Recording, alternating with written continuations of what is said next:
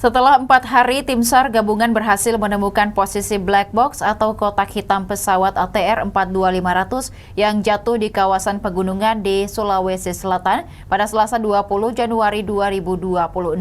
Posisinya berada di tebing curam di sisi selatan gunung. Kasih Operasi Basarnas Makassar Andi Sultan menuturkan posisi ekor pesawat lokasi black box berada sudah diketahui. Ia memastikan bahwa lokasinya berada di sisi bagian selatan gunung.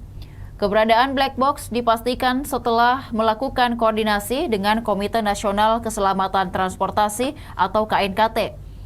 Lantaran berada di lokasi yang curam, tim SAR gabungan masih kesulitan untuk melakukan penjangkauan. Tim SAR saat ini memerlukan tali hingga 100 meter agar bisa menuju ke area pesawat yang tepat berada di tebing.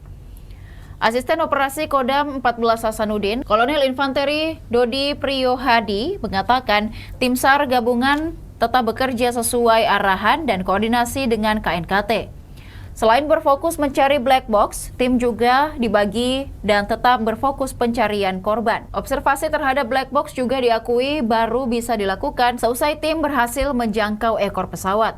Dodi menambahkan ekor pesawat baru ditemukan secara visual dan posisinya sudah diketahui, tapi memastikannya hampir sama dengan korban kedua sekitar 200 meter ke bawah dan itu lebih curam dari penemuan korban kedua. Demikian Tribun Timur Hot News kali ini, saksikan berita menarik lainnya hanya di kanal YouTube dan Facebook Tribun Timur.